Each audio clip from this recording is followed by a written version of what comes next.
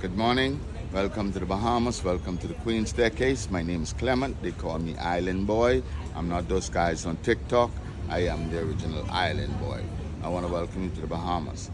Now, I would like to say, wherever you've been before you reach here this morning, if anyone made you felt any type of way, I would like to apologize. Because when you come to the Queen Staircase, it's my job to make sure you feel comfortable and at home.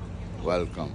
We're on our road to 50 years of anniversary of independence. That's why if you look at my shoes, you would see I have the 50 on my shoes and the Bahamas coat of arms, the emblem of the Bahamas. The national bird, the flamingo, the national fish, the blue marlin, that's the Santa Maria, the conch shells for the marine life and the grain for the pasture.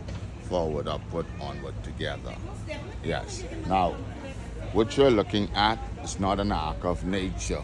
It took 600 women, men, and children working 18 hours a day, 16 years to hand carve this out. It's 90 foot deep, 150 feet long, and 50 feet wide, using no dynamites, no explosive, just a cold chisel and a hammer, taking everything to the top to build the forts. If you look at the forts, they look like old steam roller ships. The reason being why? Imagine, in the 1700s, there was nothing out there. And if you are passing by boat and you saw those forts, you would assume that this is sea and not land, an illusion the British used to protect their territory.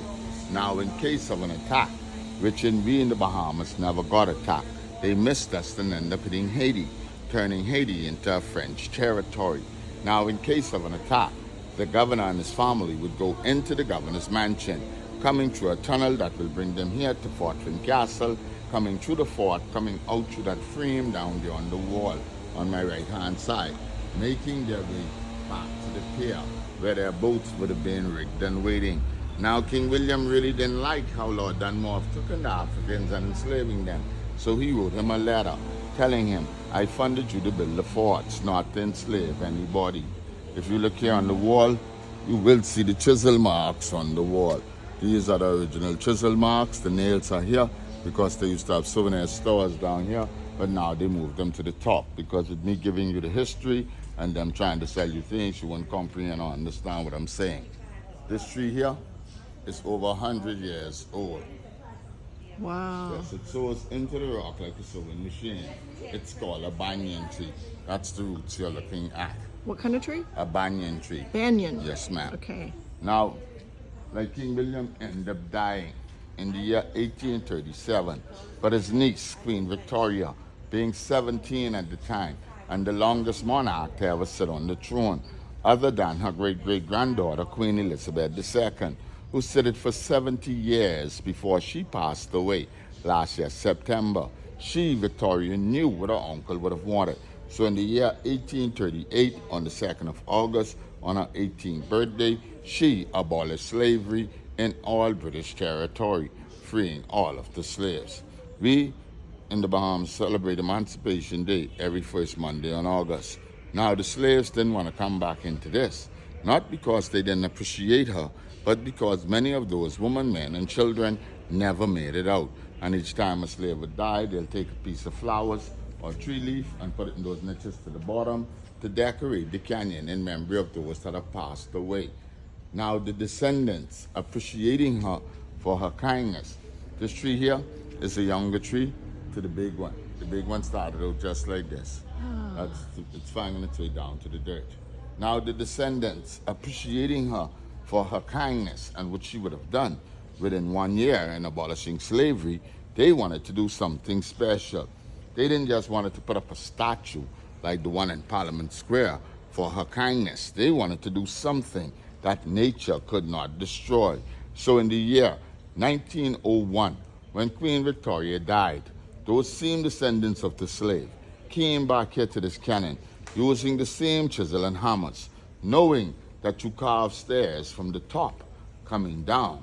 But no, they wanted to carve these stairs from the bottom going up. Wow. When they reached the 64, they realized they couldn't get out of the canyon because she reigned for 64 years.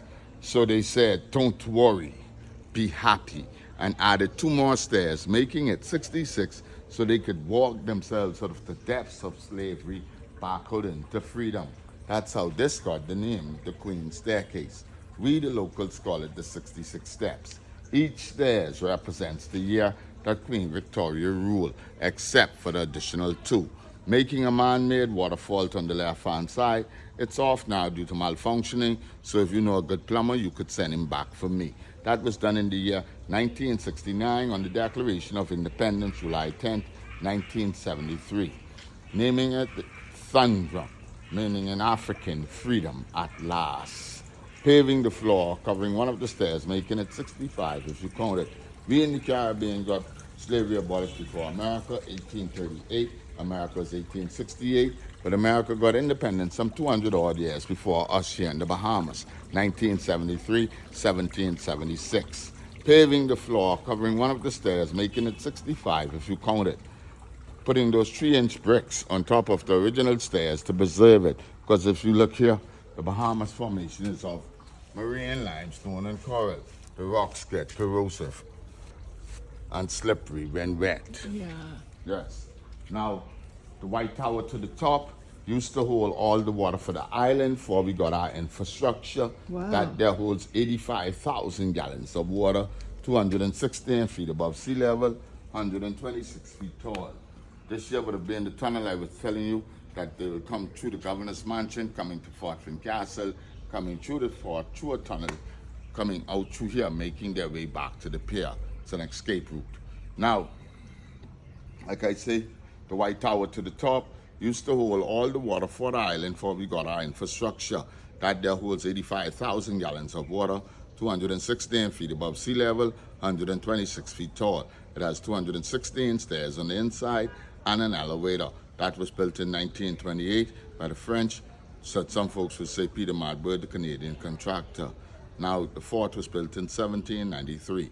The fort consists of 3 rooms, the dungeon, the ammunition room, and the rest period room. The original cannons were shipped back to England in the year 1844. The yellow and white building to the end, Princess Margaret Hospital, built in 1952, dedicated to the Bahamian people in the year 1955. That's when the paparazzi took a picture of her and the Admiral saying that they were in love. They shipped him out to sea, shipped her around the Caribbean. 2020's history wrote itself. Meghan grabbed Harry by the neck, dragged him to America. They got married. The monarchy couldn't stop it. He followed his heart. He wanted a normal life. Now, the next time I see you, I won't be saying welcome back because that's a 1700 slogan. And everywhere you go around the world, you hear welcome back. But when you come to the Bahamas, they say it's better in the Bahamas. And Island Boy wants to assure you that it is better in the Bahamas. So I won't be telling you something you heard in Grenada, Antigua, Jamaica, Trinidad, Barbados, or any place else you travel. But the next time I see you and what I'm going to say, the only way you're going to hear it if you walked in and it's playing on the radio or you requested it. But the next time I see you, I will be singing Reunited, 'cause it feels so good. Now, I'm going to tell you the meaning of Bahamas, what Bahamas is, and what that person who made the decision to say, let's travel to the Bahamas meant. I don't want to know who made the decision, but I'm going to tell you what they meant, okay?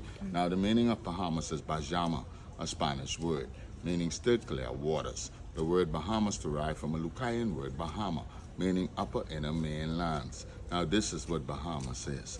Islands in the streams, that is what we are. Didn't they say fly away with me to Bahamas land? You get love for each other's, so much love for one another, like they say, oh, once it's not enough.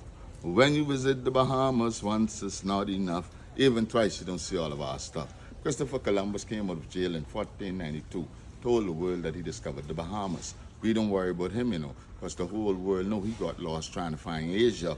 But one thing the world didn't know, he was the first tourist to the Bahamas from Genoa, Italy. And he made the world know that once is not enough, because he still had to come back for some conch salad, peas and rice, and gobber duck. And like they say, we're going to go next year. We're going to visit down to the Bahamas. We have 700 islands in the sun, 31 inhabited, 2,000 rock and cays. Please choose one. I hope you enjoyed it as much as I enjoyed telling you it. Yes, ma'am. I'm the Island Boy. Thank you so much.